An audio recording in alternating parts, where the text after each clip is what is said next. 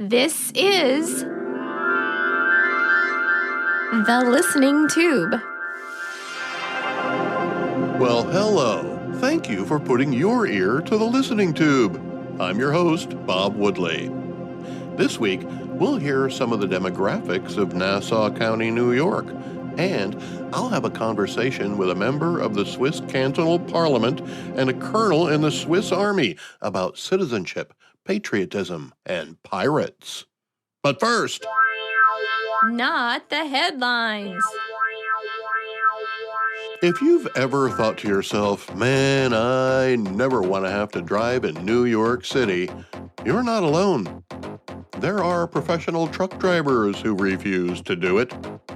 For a visitor, it might be one of the most stress-filled experiences you'll ever have.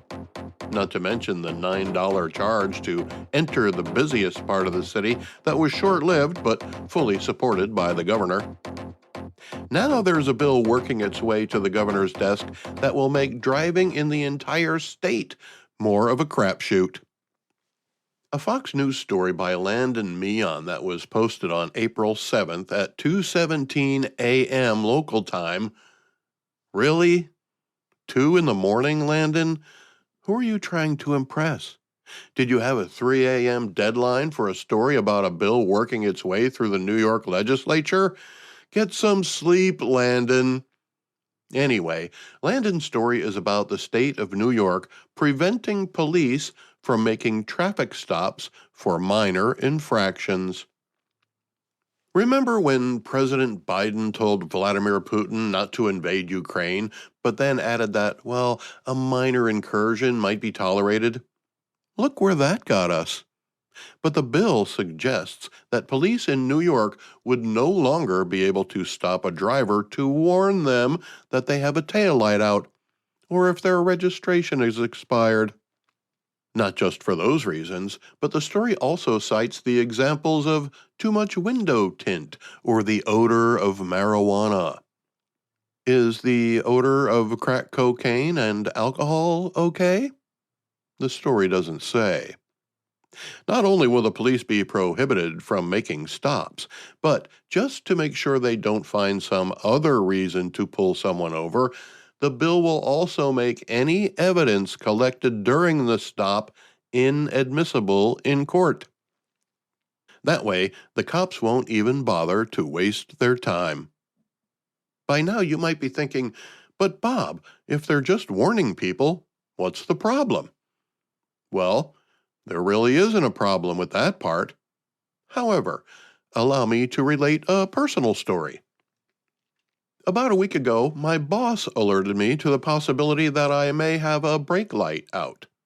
I couldn't recall seeing my boss driving behind me, so I don't know how he knew that, but I made a mental note of it. A couple days later, I tried to find out if I had a bad brake light, but since I was by myself and couldn't find anything heavy enough to put on the brake pedal while I went behind the car to look, I still hadn't confirmed it. Then a few days later, I asked a woman I work with to look while I pressed on the brake pedal. She said, yep, driver's side. Maybe I'll get to it tomorrow, but if I get pulled over by a police officer about it, he has the option of warning me or giving me a ticket. It might depend on my demeanor, or if he sees or smells anything else while I have his undivided attention.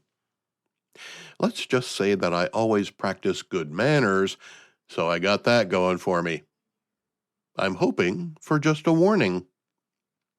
But the fact is, police also hand out tickets, and those tickets are a revenue source for the local municipality. Plus, if nobody is enforcing registration laws, the state is losing money on those fees too. Pulling people over for minor infractions is not only a service to the person who gets a warning, but also a revenue-generating way to make the streets safer and maintain minimum standards of operational safety. Seems like a win-win. So why does the state of New York want to eliminate this responsibility? I wish I could say, you're not going to believe this. Bob didn't believe it. But you probably will. The reason is equity. It seems that certain racial groups break minor traffic laws more than other racial groups. So the obvious solution to this disparity is to stop enforcing those particular types of laws. I'm sure the authors of the bill didn't just haphazardly come to this conclusion.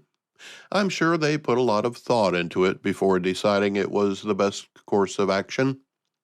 I haven't yet mentioned which racial groups we're talking about, so if you already have an image in your head, you might be prejudiced. But let's take a look at the statistics used in the story. For whatever reason, the author singled out Nassau County for his example. The data he uses is police data. It says that the combination of Black and Latino residents makes up just under 30% of the county's population, yet accounts for half of the traffic stops. Well, that is disproportionate. The story goes on to add that the same groups also account for 61% of arrests, 60% of field interviews, and 69% of pat-downs, but it doesn't say if any of those are related to traffic stops, and none of those statistics are relevant anyway without the initial traffic stop, which is what the state is trying to end. So 30% of the population gets pulled over 50% of the time. Then what happens? Well, in Nassau County, white drivers average 1.3 tickets per stop. Black drivers average 2 tickets per stop, and Latino drivers average 2.1 tickets per stop. Tickets can obviously contain more than one infraction, otherwise the average would have to be less than one, assuming not everyone gets a ticket. So because of that, when we factor in warnings and still come up with averages above 1, we can assume that once somebody gets pulled over, police can find more than the original infraction. But without knowing how many warnings were given to each racial group, we can't place a lot of value on the ticket averages either. While Black and Latino drivers make up 30% of the population, but get pulled over 50% of the time, still equates to a mere 0.75 difference in tickets being issued. Less than 1 difference. Oddly absent from the cited statistics? Asian drivers. Not a word about Asian drivers. Were they lumped in with the Caucasians? They lumped blacks and Hispanics together. Maybe there are no Asian drivers in Nassau County, New York. I'm going to look that up. He's gonna look it up. He's really gonna do it. I want the truth. You can't handle the truth. According to ny.gov, 13.2% of the population of Nassau County in 2023 was Asian. 2% more than black people. I wonder how many traffic tickets they get, and why those statistics aren't available, or why they weren't used in the story. Maybe Asians get so few traffic tickets that the numbers are insignificant. As I said that, I could almost hear the surprised gasps of hundreds of comedians who've made a joke about Asian drivers. So maybe Asian drivers get so many tickets that it skewed the statistics in such a way that just bringing up the subject conjures up images of a Chinese driver struggling to see over the dashboard of his Chrysler. In any case, there seems to be some data missing from this narrative. The bottom line is this bill doesn't do anything to promote equity. It simply removes the illusion of inequity. Even if equity was a worthwhile goal, this bill, written in the name of equity, is a failure from all directions. It assumes that not enforcing laws will somehow create a more level playing field when the field is already level. Using population proportions is not an appropriate measure of equality when it comes to crime. Assuming that crime levels among races will be proportional is a narrow-minded way to approach the subject to begin with, considering all of the ways our government treats different races differently. The Trump administration is working to remove race-based variables from the way we're treated, but the resistance is deeply ingrained into our government bureaucracy. When an entire state uses race as an excuse to not enforce existing laws, that just digs us into a deeper hole.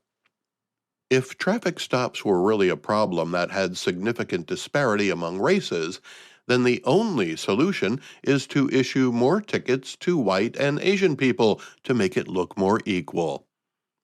After all, the difference is less than 1%.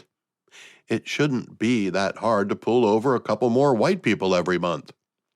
But instead, the state would rather make everyone less safe and let people get away with breaking the law so they can look like they're doing something to benefit a specific group of people. That's the new definition of state-sponsored racism. And it's at the expense of the fiscal and physical safety of the majority of the people of the state of New York. Let's go back through the listening tube for this Sorry, booth announcer lady, we don't have time for history this week because we have a special guest this week. We'll get to that in a moment. The listening tube will return at the speed of sound. Send email to thelisteningtube@outlook.com. My guest this week is the embodiment of the legendary Swiss Army knife. A colonel in the Swiss Army, member of parliament, and author of a book about pirates, Mathias Mueller spent some time in the listening tube, where we talked about all of those things and more. Colonel Mueller, you seem to have all the qualities of a living Swiss Army knife. A colonel in the Swiss Army, a psychologist, author, practitioner of Stoic philosophy. You seem to be a very well-rounded individual. What drives you? Thank you very much. Well, first, thank you to have me on your podcast, which is a great honor for me. And thank you for calling me a Swiss Army knife. This is a compliment. Well, it's true. I wear many hats, and I'm very interested in a lot of things. And what drives me is I think I'll try to be a better person every day. And I'm very curious in a lot of things, and I think we have to be interested in all different things, like psychology, philosophy, and so on. And I think that helps us to understand maybe how the world works a little bit better, and to become a better person, and to make hopefully the world also a little bit a better place. But I'm a very curious person, very interested in a lot of things, and I think also it's my duty as a citizen to be engaged in society. If I have capabilities, I think it's our duties as human beings to serve our community in whatever way we are able to do. Now, there are a couple of things I'd like to speak with you about, but first I'd like to touch on Stoic philosophy.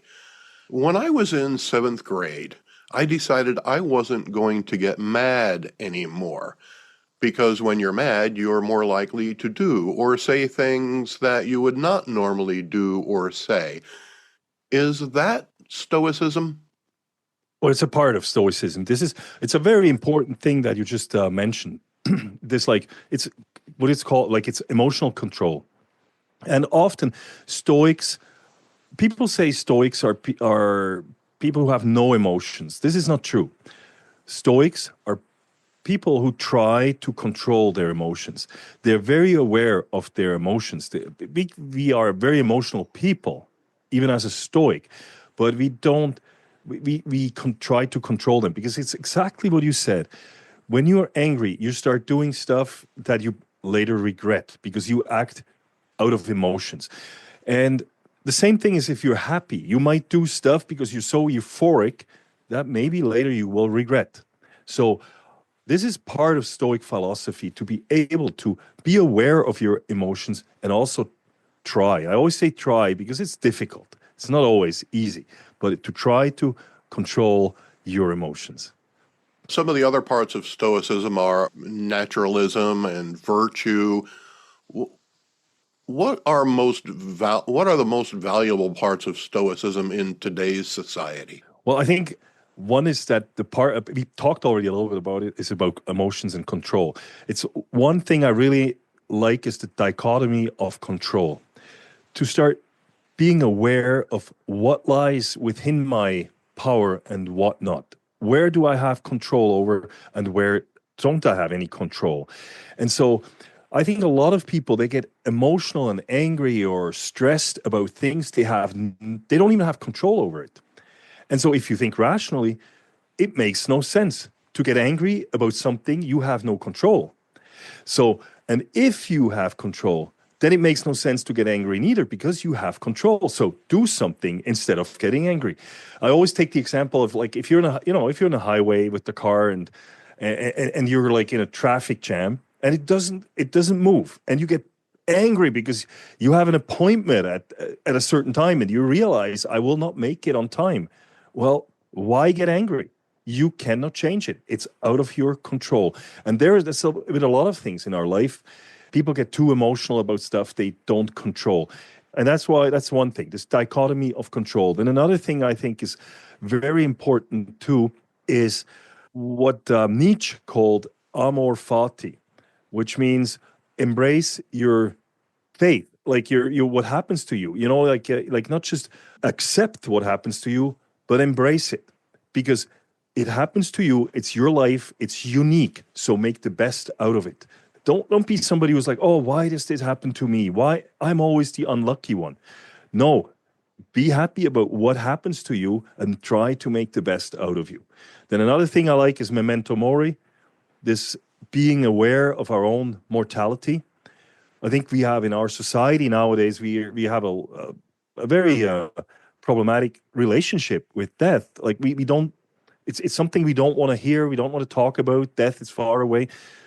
But I think if we're aware that we're mortals, we are living more intense. We enjoy the moment more. We appreciate the moment more if we start realizing we are mortals. And I would like to tell a little story here where the memento mori comes from also. And I love that story because, in the Roman Empire, in the Roman Empire, when the Roman generals, when they came back from, and they were successful, they fought a battle and they won the battles, they were celebrated. They went through Rome and people were celebrating them. And you have to imagine, you're like the general, you're on your chariot and everybody's celebrating you. It's the best moment of your life. You're like on top of the world. You're like the hero. You won a battle. Everybody's celebrating you. And they had behind the general, there was a simple soldier just standing behind this general on his chariot while he was celebrating.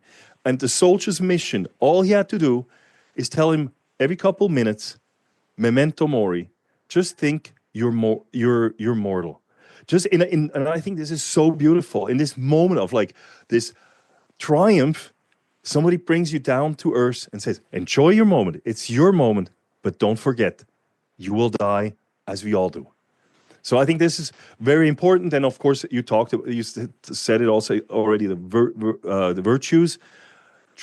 Trying to live a virtuous life, I think that is also something that is very important that we can learn from this Stoic philosophy. I lived in West Berlin back when there was a wall around it. I was stationed there as a member of the American Air Force. While the United States is often recognized as a beacon of freedom, I witnessed some different types of freedoms while I was there. For example, prostitution and the ability to play frisbee in a public park while not wearing any clothes. Now, I'm not saying I'm against any of that. One might consider that naturalism. But how does the facet of virtue, which is an important part of Stoicism, reconcile with those types of freedoms? Yeah. Well, I mean, we have there's four cardinal virtues in Stoicism. One is courage.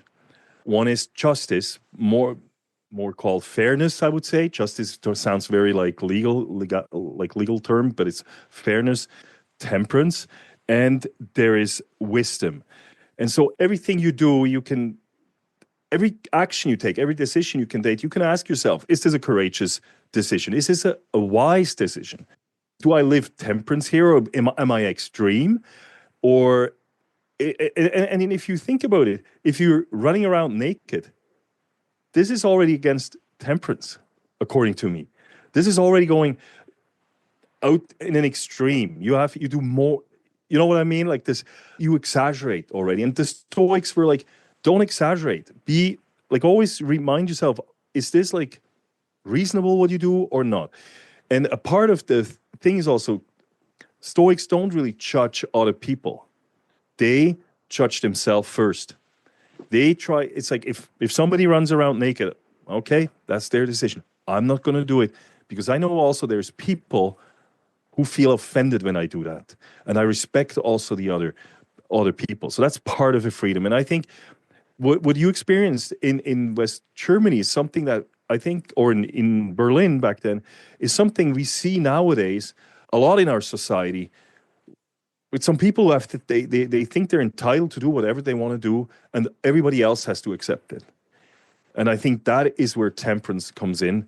It's not reasonable. It's not can you say that? A tempered action? I don't know if you can say that. Sure, that makes sense. Yeah, that's how I would describe it. And it's at the end, you have to be clear with yourself, and that's what counts. Because again, what do you have under control? It's yourself. It's your consciousness that you have under control. If other people run around naked, they have to live with it. They will not be happy at the end. Moving on, sir. Are you proud to be from Switzerland? Yes, of course. I mean, let's say it like this. I'm very, very lucky to have been born in Switzerland. There's some countries when you're born there, you won the lottery. I mean, you can be born in a place where there's nothing to eat or there's war and everything. And Switzerland is a very, very good place to live. It has a lot of there's also a lot of stuff that we should make better, I think. But maybe proud is not the right word. I'm glad. I'm lucky. I'm thankful that I'm born here. Proud, I cannot be proud of something in some way. I'm proud of stuff that I did. If I contributed something to my country, I'm proud I did that because I did my duty. And I think that's something. And I hope I'm a good citizen, and I hope I do something that Switzerland stays as good as it is or gets better even. And but I'm thankful and I'm grateful to be Swiss. Is being proud of your origin a form of nationalism? And does that label have a negative connotation where you live? How can we be proud of something we didn't do anything for? It's just pure luck. It's not my doing. I think it's good to be patriotic, but I don't think it's good to be nationalistic. I make the difference. I think as a nationalist, you think you're better than everybody else. I'm not better as a Swiss because I'm Swiss. I think but I'm honored and I'm thankful to be here, and so I try to do my duty I have to my country. But I think pride is a very delicate thing, and we know it's one of the deadly sins also. So why it's always like I think we can be proud of our achievements, but we should not be thinking we're something better just because we were lucky to be born in some place. In addition to being in the Swiss Army, you are also a member, part of the cantonal parliament there, Right. which could also be described as the legislature for comparison purposes. On what side of the political spectrum do you fall, or are the lines of demarcation less vivid in the Swiss form of government than they are, say, here in the United States? No, I think they're not less vivid. The big difference is that we have more parties. So there's more nuanced. So we have also left and the right block, I would say. Like I don't like this left-right rhetoric anyway. It's like I don't think it's we have. I call it more like there's always authoritarian and there's more classical liberal. I don't like that in the U.S. When you say liberal, it means like left-wing socialist. But I talk about classical liberalism. So there's like this authoritarian side and maybe the more liberal side, which more the right side and maybe the more statist side is the left. So we have I'm in the Conservative Party. I'm it's called the Swiss People Party, and it's often decried as like this the most right wing extremist whatever. But that's like everything that's more now a little bit right of the center is anyway right wing nowadays. I have the feeling. So I'm in this party. It's the biggest party in Switzerland. We have about 30%, and then we have other parties that are more on the right side, and there is the Social Democrat Party is the biggest one on the left, together with the Green. There's another party, the Green, and so we have about 7, 8 parties who share the power. The Swiss People's Party is the biggest one, and I consider myself like I would say I'm a very libertarian-minded people, like classical liberalism, minimal state, and more, as much as more as lot much of many as much freedom as possible for the individual, and no nanny state, like really just like this a minimal state, and that's where I stand, like conservative libertarian. And is it more difficult to establish a governing entity when you have more than two political parties? No, I don't think so. I think actually it helps. We're forced to find compromise because you never have a clear majority. If you have two parties, one has the majority and they can decide. In Switzerland, as I said, we're the strongest party, but we are 30%. So at the end, we need to compromise with others who have maybe 15% and 8% and so on. And so everybody has to try to work together if you want to achieve something. And I think that's a very for that point, I like it more when there's maybe more parties, even though sometimes it's like a little bit you think like, yeah, but are they not the same? Or there's like sometimes only a little bit nuance that are different. But no, we have to find compromise. And that's something in Switzerland is very strong. You know, we also don't have a prime minister or a president. We don't like the concentration of power. So we have always, even on cantonal level, we have it on federal level, we have always seven ministers who share at the end the executive power. And they have to share it together. And again, they're not from the same party. They're all from the 3, 4 biggest parties. And they have to find consensus within their 7, which is a very interesting system. Makes it sometimes a little bit slow, but at the end, everybody can stand behind it, more or less.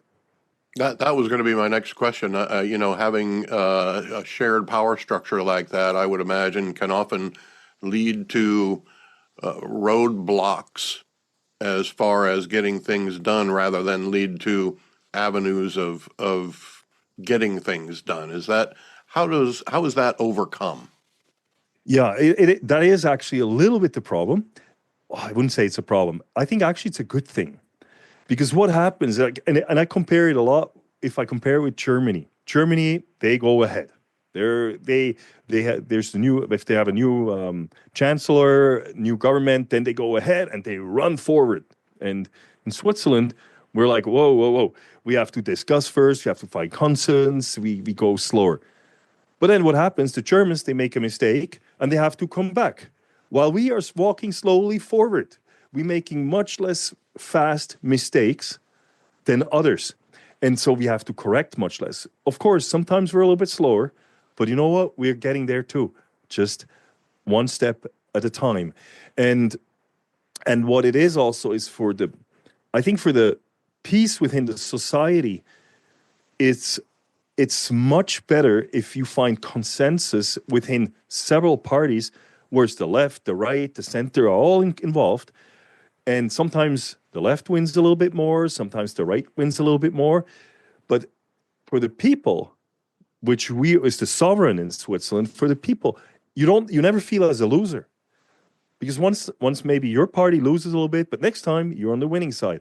But if you have a government for 4 years, a majority government, if you're not with this party who is running the country for 4 years, you're a loser. And if it happens that this party wins again, so another 4 years you're on the loser side, and that's depressing.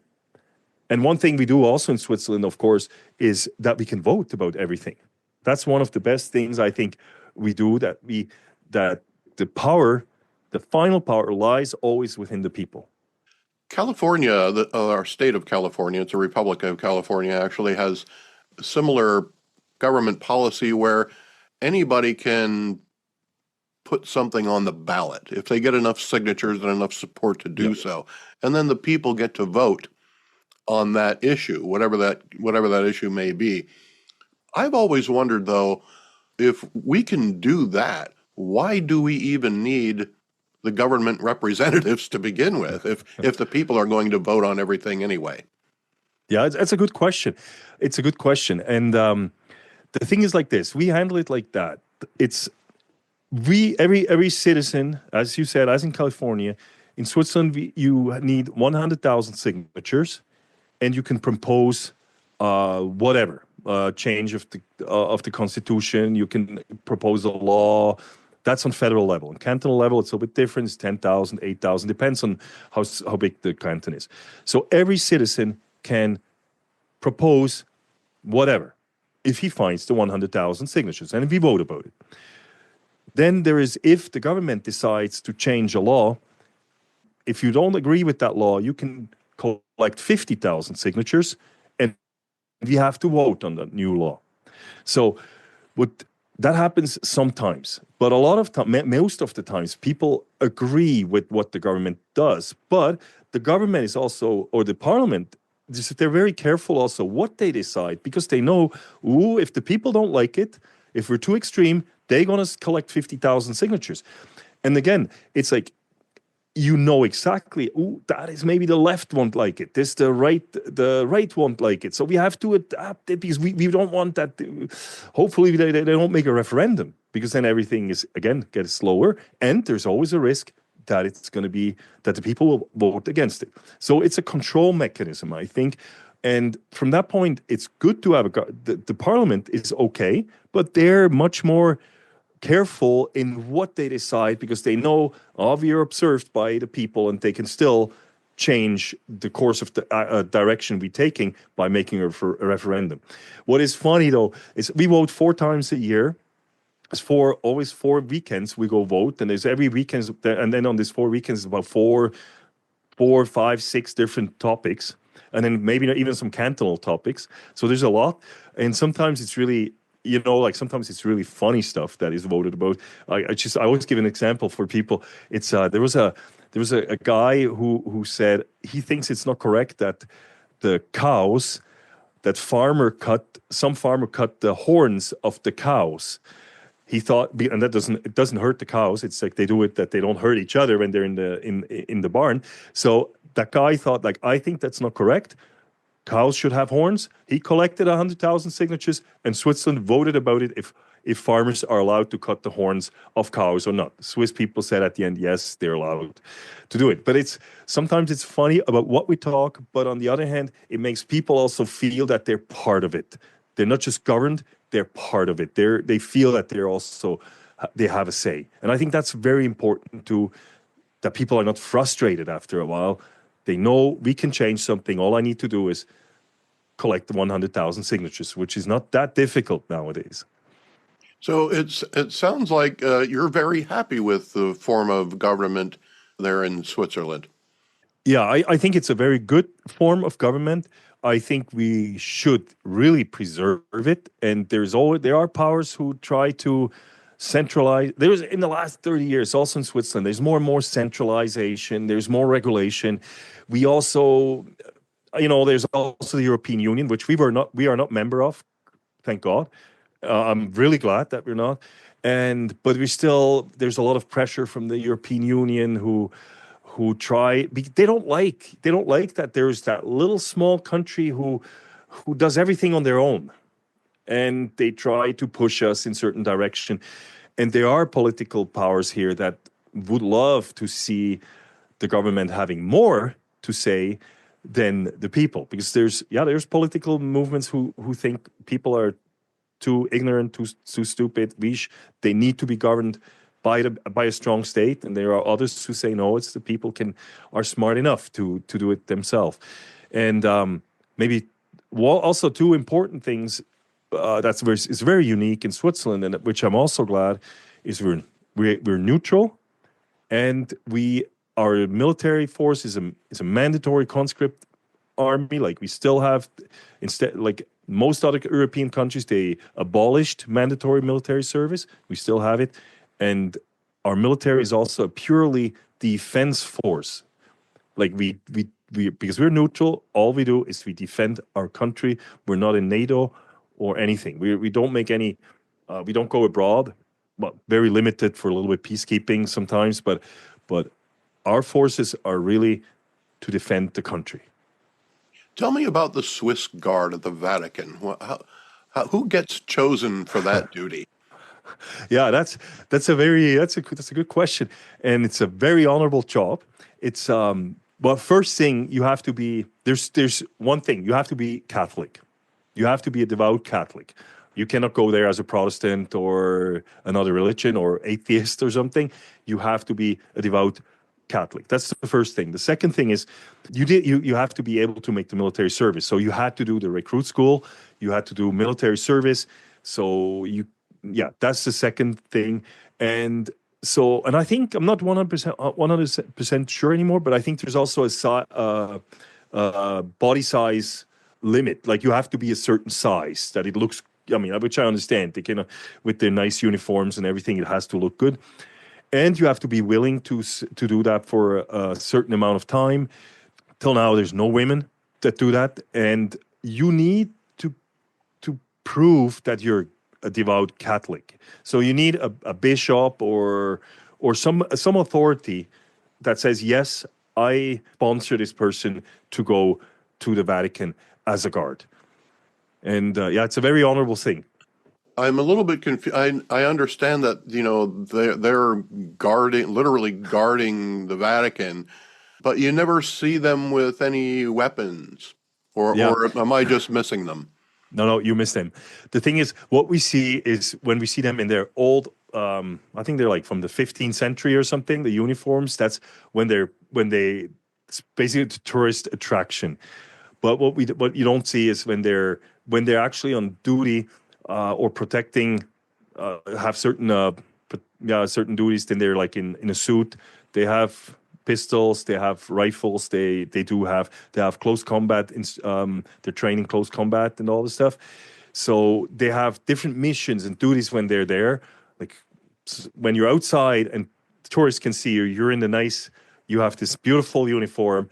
And I heard it's very, very hard. Like you really have to train to stand there for an hour or whatever. They stand there just not moving and so, but they do other stuff too. Like where they're in other clothes, and then they have pistols and all the stuff. Yeah. Now, you're a fan of pirates. Yes. Now, are you talking about modern day pirates or the romanticized pirates of legend, or both? Yes. No, like we can talk about both, but what I'm talking about is mostly the pirates of the Golden Age, which the Golden Age was like around 1650 to about 1720, 1730. That was the Golden Age of the piracy. That what I'm talking mostly about. And there's more and more historians who come out with new knowledge about this pirate movement back then. They found out that they're very misunderstood nowadays, because what we see in pirates today, or what is said, we think they're purely criminals. They pillage, they kill, and so on, and that's an image that is not correct. What we have to know is that they invented a lot of stuff, which is incredible if you think about it, and they were basically the forerunners of the Enlightenment period. which was the starting point also of the American Revolution and the French Revolution, was basically already initiated by the pirates in the early 18th and late 17th century. It was, I always say, it's almost like it was a pilot project. They tried out certain things, but it was after 100 years later, it actually happened with the American and the French Revolution, because they lived this liberty. They did that already. This pursuit of happiness, this all that stuff they lived, and it was a very democratic movement. And that's what I really like about it. If you start studying them, you realize they were not as violent as we describe them today. They were actually kind of like escaping a society that was very suppressive, and they tried to build up a new society with new ideals, which were very similar to the ideas of the founding fathers. Of course, in the military, we have ranks. And Yes. on a ship, I'm sure they had ranks. You Yes. had the captain of the ship. So was there a lot of, could you earn your way to the Yeah. top? Unlike in many governments and societies at that time, you really couldn't. You had no option. You were stuck Exactly. wherever it was. Whatever status you were born in is where you remained. But the pirates changed that dynamic, didn't they? Yes, and that's exactly the thing. It was mostly people who were stuck with their status. It was the poor. They had no chance to get to do anything, and they escaped on sea. And so what, as a captain, and that's a very interesting idea they had. It is the crew elected the captain. So they did have hierarchies, but the hierarchy worked.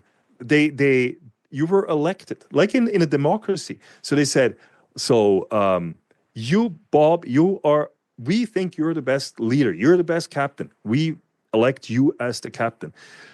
We vote for Joe to be our quartermaster, who had the same power, actually. One was the chief operation, one was more the chief interior. So, but they had the same power. So they had this already this idea that not one person has the pure powers, and there were two who had to share it. It was interesting.